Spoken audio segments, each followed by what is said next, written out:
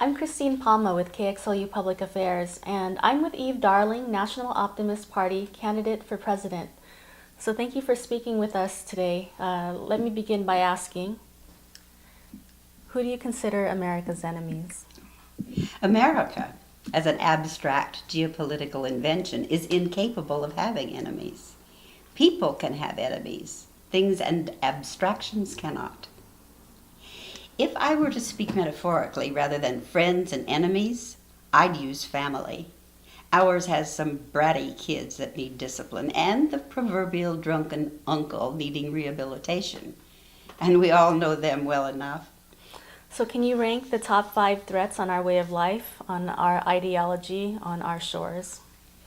Well, unless we reimagine economics, that is to say, valuation, production, and distribution, supply is a threat to our culture of consumption. Under the same condition of failure to reform our economic philosophy, debt repayment is a threat to our culture of credit. Our polyarchic, plutocratic, or sadly enough, our kleptocratic government ideology is threatened by democracy, egalitarianism, and justice. The greatest threat to our shores, in a literal sense, is a rise in sea levels. So, the top 5 threats to our way of life, our ideology, and our shores are the economics of scarcity, democracy, egalitarianism, justice, and global warming.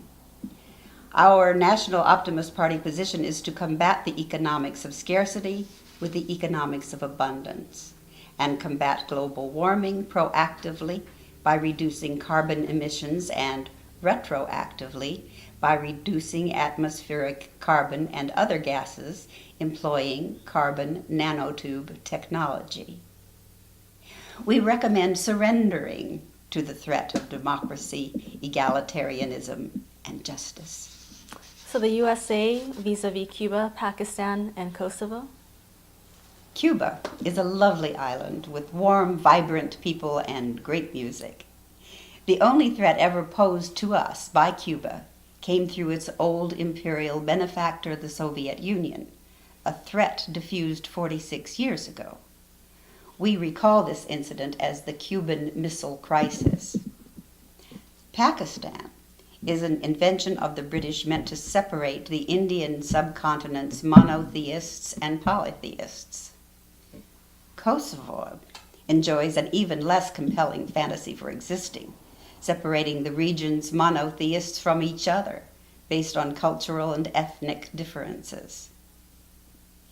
It is our National Optimist Party policy to foster understanding, forge connections, and help link the world's nations one to another, not rank them above or below one another. Arms production, arms sales, paid militias such as Blackwater? The explosive propulsion of bits of metal at selected targets may be a subject of interest to sporting enthusiasts, but as a means of resolving political or personal disputes, conventional arms are hopelessly primitive and barbaric. Paid militias, like standing armies, are atavistic and obsolete, as they can be easily overcome by modern strategic and ballistic weapons. During her run, Clinton said, "We simply cannot legitimize rogue regimes or weaken American prestige by impulsively agreeing to presidential-level talks that have no preconditions." What's your response to this statement? Well, as an elderly person, impulsivity is something I've learned to master. Beyond that, I'll talk to anyone about anything at any time. Beyond that, I'd be suspicious of anyone not willing to discuss issues and differences. For understanding is the key to success in all of life's adventures, personal and public. And where there is understanding, there is no disagreement. So where do your politics lie on this spectrum? Isolationists, Pacifists, Reconstructionists, Saber, Rattler, Protectionists, Hawk. Yes. I am an isolationist. Personally, at this point in my life, there's nothing I'd rather do than spend my days walking in the woods in splendid isolation. But I forego my wishes and desires for the greater good of the common weal, and volunteer to serve my country in the manner our times demand, when none other is willing or evidently able to do so. On the question of pacifism, and again personally, I prefer peace. But if attacked, I will swoop with the ferocity of a hawk to protect my people. Our nation carries a big enough stick for me to be able to speak softly and refrain from rattling sabers. But let us all know and fear the dire consequences of attacking us. Not to be redundant, but as a grandmother, I am by nature a protectionist, though I disavow any connection to the geopolitical and economic concept of protectionism, which is, like isolationism, a pragmatic impossibility. I will protect us from threat, never from engagement. And I am a wholehearted Reconstructionist. I believe in reconstructing our society, our politics, our economy, and our infrastructure from the bottom up and from the top down. Please don't consider my answers obfuscatory.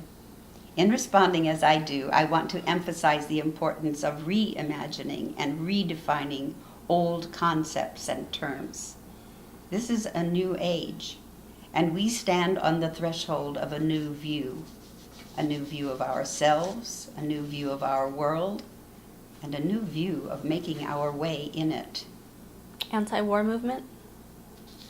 I join with the great warriors of history who, having seen the horrors of war firsthand, cannot help but shun it. Albert Einstein said, "I know not with what weapons World War III will be fought, but World War IV will be fought with sticks and stones." In that context, who in their right mind would not be opposed to war? What about the war on terror? If we're bound and determined to make war on inanimate objects and concepts, such as the war on poverty, the war on drugs, and the war on terror, our National Optimist Party sanctions and will support war as an interim measure, all out, no holds barred, complete and total war on violence, pain, and suffering. Biden has called for NATO action to end the genocide in Darfur. Is this our problem? And can we really afford it? We have a bad track record in Africa. The benign to malevolent neglect that now characterizes our policy toward Africa is not an acceptable alternative or substitute for our poor track record there. Concerning Darfur and any other place where we could relieve suffering and do not, our history will not judge us by our intent or by what we could not afford to do, or by the amount of anguish we feel at our inability to act. But history, like the God of the New Testament and the Old, will indeed judge us by how we treat the most afflicted among us. Thank you. Thank you.